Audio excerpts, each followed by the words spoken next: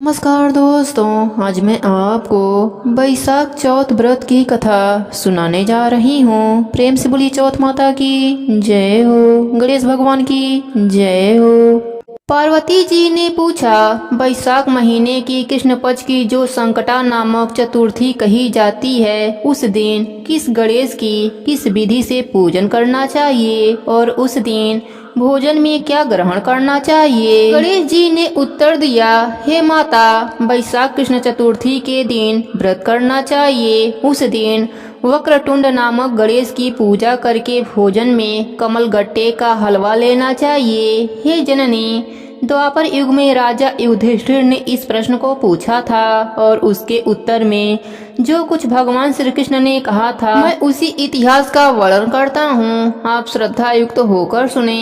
हे राजन युधिष्ठिर, इस कल्याणदात्री चतुर्थी का जिसने व्रत किया और उसे जो फल प्राप्त हुआ, मैं उसे ही कह रहा हूँ। प्राचीन काल में एक रंती देव नामक प्रतापी राजा हुए हैं। इस प्रकार आग तीव्र समूहों को जला डालती है, उसी प्रकार वे अपने शत्रुओं के विनाशक थे। उनकी मित्रता यम, कुबेर, इंद्र आदि देवों से थी। उन्हीं के राज्य में धर्मकेतु नामक एक श्रेष्ठ ब्राह्मण रहते थे। उनकी दो बहुएं थीं। एक का नाम सुशीला और दूसरी का नाम चंचला था। सुशीला नित्य ही कोई ना कोई व्रत रहा करती थी, फलतः उसने अपने शरीर को दुर्बल बना डाला था। इसके विपरीत चंचला कभी भी कोई व्रत उपवास आदि न करके भरपेट भोजन करती थी।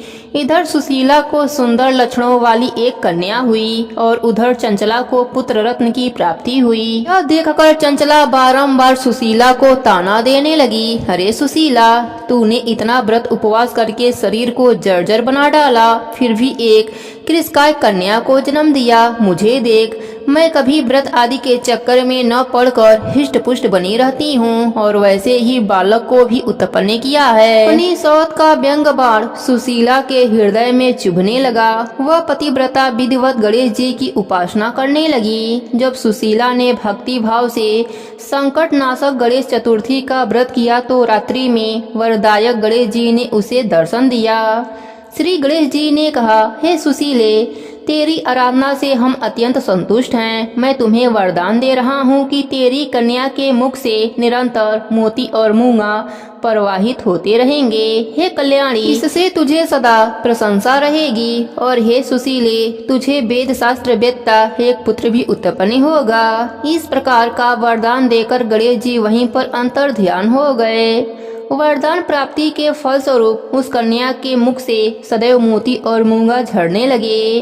कुछ दिनों के बाद सुशीला को एक पुत्र उत्पन्न हुआ और तदंतर धर्मकेतु स्वर्गगामी हो गया। उसकी मृत्यु के उपरांत चंचला घर का सारा धन लेकर दूसरे घर में जाकर रहने लगी, परंतु सुशीला पति गृह में रहकर ही पुत्र और पुत्री का पालन पोषण करने लगी।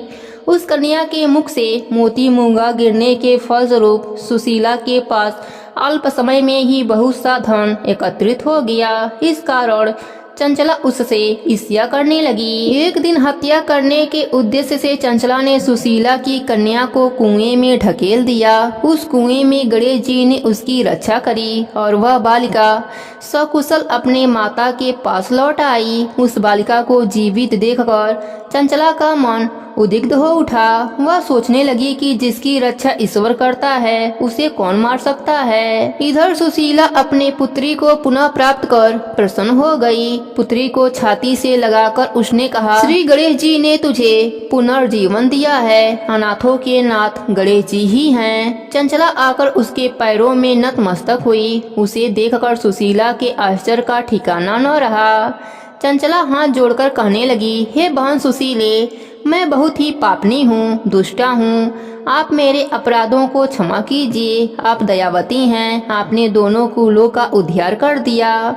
जिसका रक्षक देवता होता है, उसका मानव क्या बिगाड़ सकता है। जो लोग संतों एवं सत्पुरुषों का दोष देखते हैं, वे अपनी करनी से स्वयं नाश को प्राप्त होते हैं। इसके बाद चंचला ने भी उस कष्ट निवारक, पुण्यदायक, संकट नाशक गणेश जी के व्रत को किया।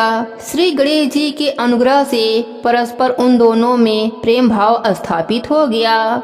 जिस पर गणेश जी की कृपा होती है और उसके शत्रु भी मित्र बन जाते हैं। सुशीला द्वारा संकट नाशक गणेश व्रत किए जाने के कारण ही उसकी सौत चंचला का हृदय परिवर्तन हो गया। श्री गणेश जी कहते हैं कि हे देवी, पूर्व काल का पूरा वृत्तांत मैंने आपको सुना दिया। इस लोक में इससे श्रेष्ठ विघ्न विनाशक कोई दूसरा व्रत नहीं है। श्री कृष्ण जी कहते हैं कि हे धर्मराज, आप भी विधि पूर्वक गणेश जी का व्रत कीजिए। इसके करने से आपके शत्रुओं का नाश होगा और अष्ट सिद्धियां और नौ निधियां आपके सामने करबद्ध होकर खड़ी रहेंगी। हे धर्मपरायण युधिष्ठिर, आप अपने भाइयों, धर्मपत्नी और माता के सहित इस व्रत को कीजिए। इससे थोड़े समय में ही आप अपने राज्य को प्राप्त कर लेंगे। हे गणेश जी महाराज, जैसी कृपा आपने सुशीला पर करी वैसी ही कृपा अपने सभी भक्तों पर करना। सबके व्रत को पूर्ण करना। कहानी अधूरी हो तो पूरी करना, पूरी हो तो मान रखना। प्रेम से बोलिए गणेश भगवान की जय हो, चौथ माता की जय हो। तीन समय की बात है। एक गांव में एक सास बहू रहती थी। उनका बेटा विदेश में नौकरी करने गया था। सास बहू को लाड से रखती थी।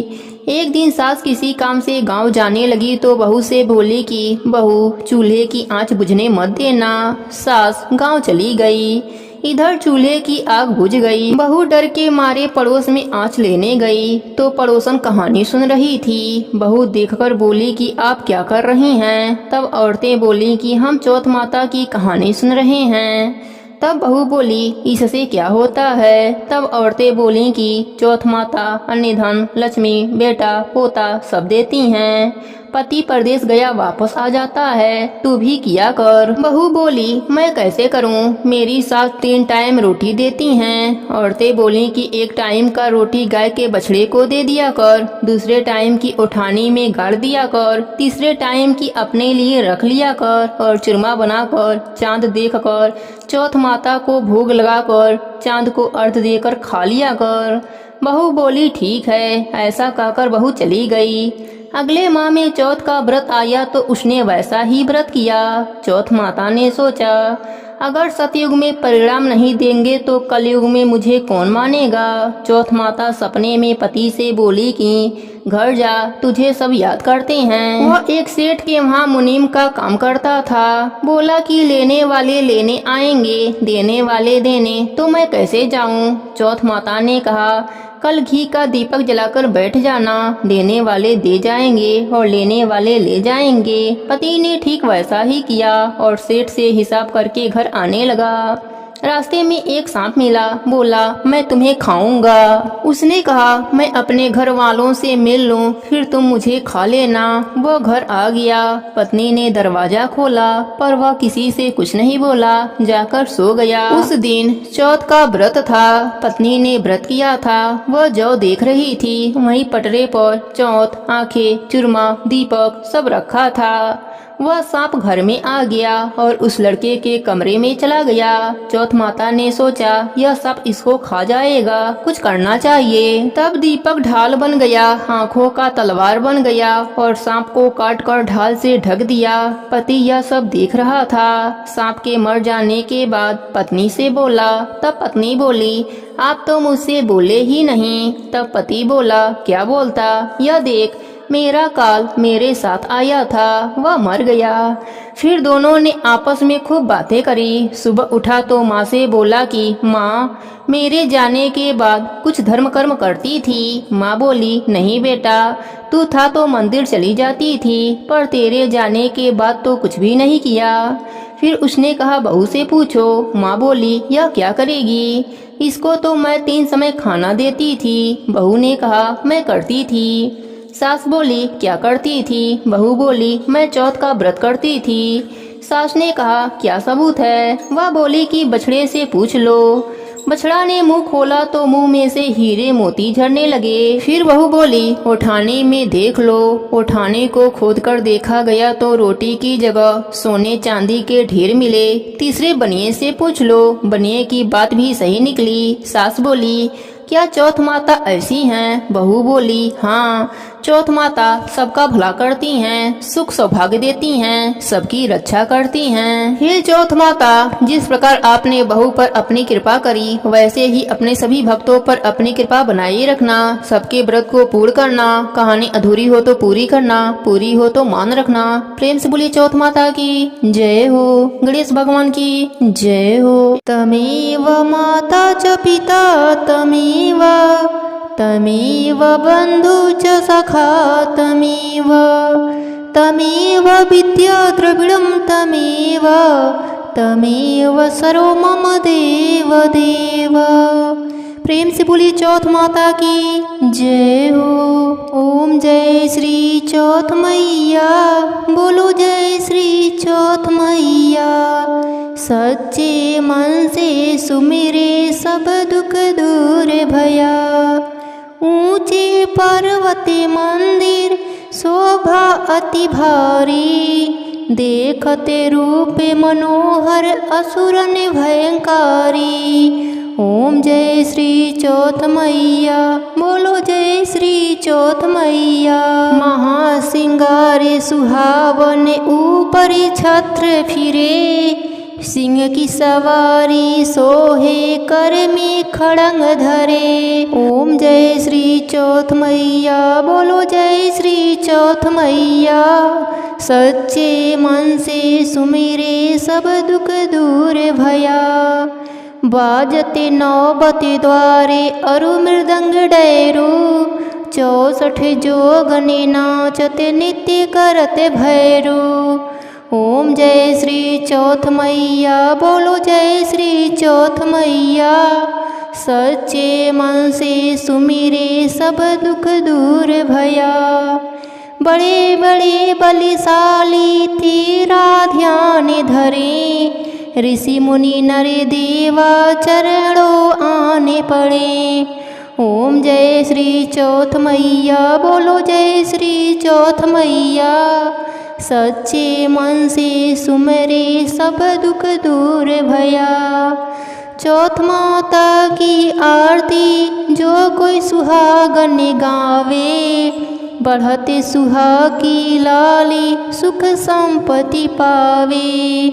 ओम जय श्री चौथ मैया, बोलो जय श्री चौथ मैया। सच्चे मन से सुमिरे सब दुख दूर भया। प्रेम से बोलिए चौथ माता की जय हो, गणेश भगवान की जय हो। जय गणेश जय गणेश जय गणेश देवा, माता जाकी पार्वती पिता महादेवा, माता जाकी पार्वती पिता महादेवा।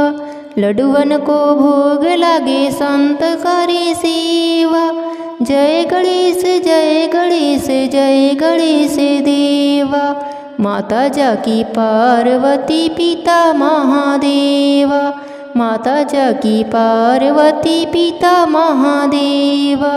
एक दंत दयावंत चार भुजाधारी, मस्तक सिंदूरी सोहे मूसे की सवारी, मस्तक सिंदूरी सोहे मूसे की सवारी। जय गणेश जय गणेश जय गणेश देवा, माता जाकी पार्वती पिता महादेवा, माता जाकी पार्वती पिता महादेवा। अंधन को आँख देते कोढ़ीन को काया, बाझन को पुत्र देते निर्धन को माया, बाझन को पुत्र देते निर्धन को माया। जय गणेश जय गणेश जय गणेश देवा, माता जाकी पार्वती पिता महादेवा, माता जाकी पार्वती पिता महादेवा। पान चढ़े पुष्प चढ़े और चढ़े मेवा, सूर्यदासी शरण आए सफल की जय सेवा, सूर्यदासी शरण आए सुफल की जय सेवा। जय गणेश जय गणेश जय गणेश देवा, माता जाकी पार्वती पिता महादेवा, माता जाकी पार्वती पिता महादेवा। दीनन की लाज रखो शंभु सुतेवारी, कामना को पूरा करो जगे बलिहारी, कामना को पूरा करो जगे बलिहारी। जय गणेश जय गणेश जय गणेश देवा, माता जाकी पार्वती पिता महादेवा, माता जाकी पार्वती पिता महादेवा। प्रेम से बोले गणेश भगवान की जय हो, चौथ माता की जय हो।